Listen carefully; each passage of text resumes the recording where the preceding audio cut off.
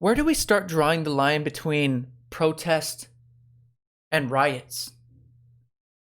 My question is, when do we make that line in the sand? I think it's gone far enough. We've got to cut through the noise. I'm curious as to what you think about this as we see what's unfolding, what seems like all over the country. Where do we start calling riots what they are? Riots? When do we stop calling these people who are going around harassing business owners, when do we stop calling them protesters? What's up with this nonsense about going into businesses and looting businesses and burning them down, smashing the windows, destroying everything that people have worked so hard for? In the name of what? In the name of George Floyd? Or you mean the guy that these business owners had nothing to do with?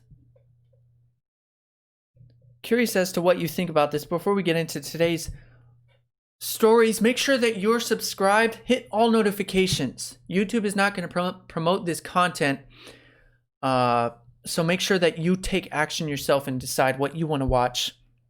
Not sure if you saw this story. The owners of Corbo's Bakery in Cleveland, they were defending their business with weapons in front of a crowd of protesters.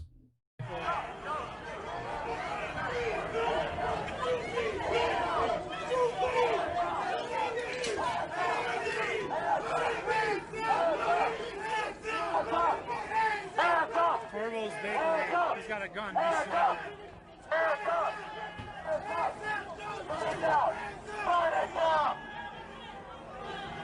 That's kind of crazy. Oh! They got guns in there.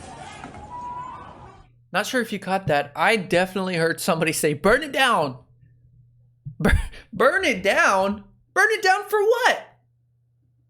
Y'all are the ones going up to the people with the loaded gun, getting all up in their face saying, "Don't shoot me." Hey, here's an idea. If you don't want people to shoot you, don't agitate the person with the loaded gun. Hands up, don't shoot, but let me get up all in your face. What are you doing? Here's a question. If somebody seriously got injured in this altercation, who would be to blame? Who would be to blame? Would it be the people that are getting all up in the business owner's face, smashing their windows? Or would it be the owners who are defending their business? A bakery. A bakery. What does a bakery have to do with George Floyd? I'm wondering. Where do we draw the line? Not sure if you caught this part. Definitely smashing windows. After you can hear the gun loaded. These are rifles. You can hear the gun cocking. I definitely heard somebody say, "Burn it down." Burn it down. Why? Are these protesters? That's my... seriously, I'm wondering what your answer is to this. Let me know down in the comments. Do you consider these people protesters?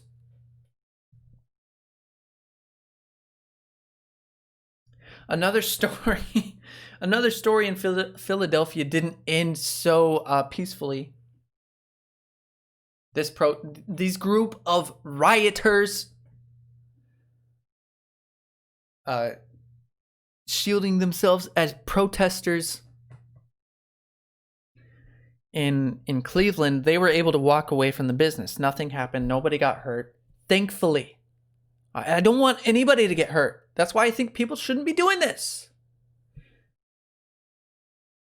Another story in Philadelphia didn't end quite as well. In South Philadelphia,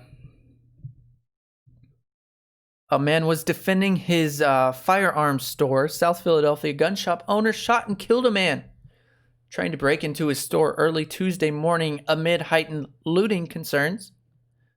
Philadelphia police said the owner of Firing Line Incorporated was staying the night inside the shop on South Front Street because over the last few nights, someone had tried breaking in. I wonder what someone is trying to do breaking into a gun store. They're probably trying to get their hands on some weapons. To make a long story short, the owner of a firearms store actually knows how to use a firearm, and the results were fatal. Take a look at this. Owner of Firing Line Inc., the gun shop, he actually spent the night inside of the building because people had tried to break in over the last few days. Then around 4 in the morning, he says he heard a noise, checked his surveillance cameras, and saw as 3 or 4 men broke in through this gate. Now, if we look at the gate, you can see actually part of the lock there on the top broken off, the bottom part of the lock laying on the ground by police there. They said broke through the gate, went to the back door, smashed in the back door to get inside of his building.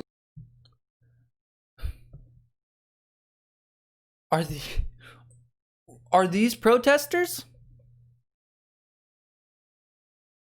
I'm seriously, I am dumbfounded at how people are defending all of these actions, and that story did a pretty good job of identifying. No, these are just idiots, bozos running around trying to steal guns.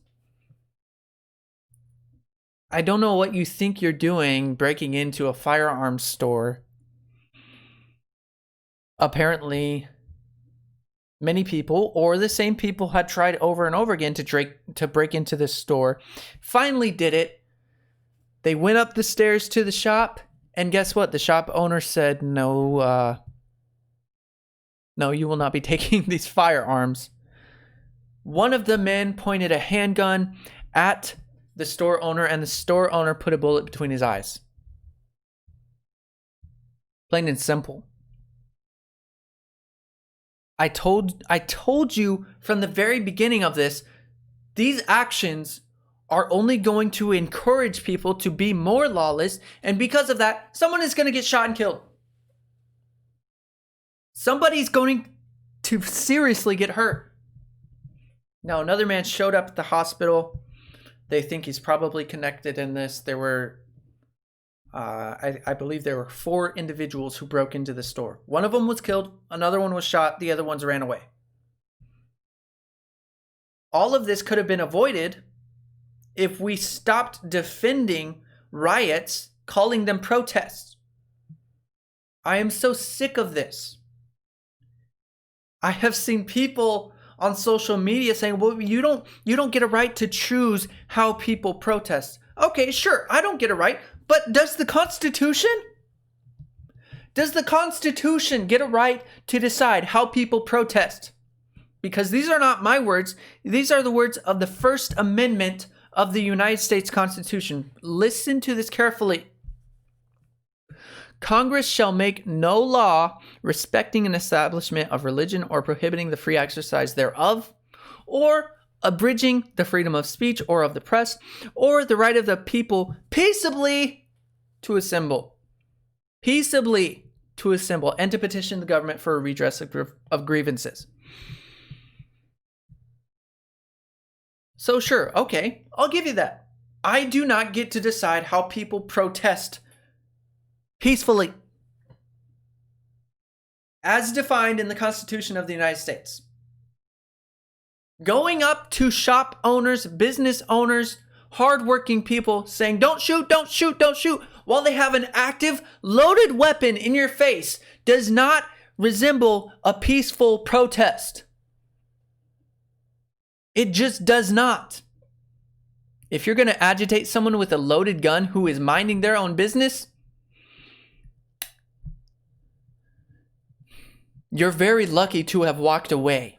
That has nothing to do with racism, and it has everything to do with your idiocy.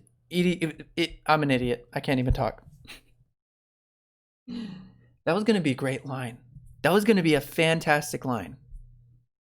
Man, I was going to have my moment. The outro was going to, it was going to be beautiful. What are your thoughts on this? Where do we draw the line and say this is no longer protest? Someone in covering the story of the bakery called those people protesters. Those are not protesters.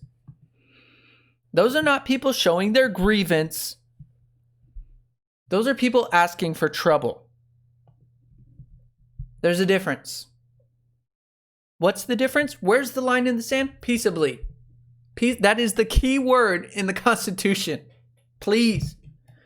I do not have a problem with you protesting anything. It's your constitutional right, whether I believe it or not.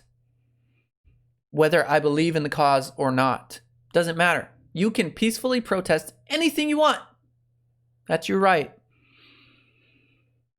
But the moment it is not peaceful anymore, you're no longer a protest. We'll catch you next time. Hey, congratulations on finishing the video. Yes, I know you're wondering, I did get a haircut. Don't worry, self-administered. Self-admin. I know you're worried about social distancing. We follow it to the maximum. Maximum here. Self-administered haircuts. Yeah, unlike the protesters at all these riots, I know that the coronavirus hasn't actually disintegrated into nothingness yet.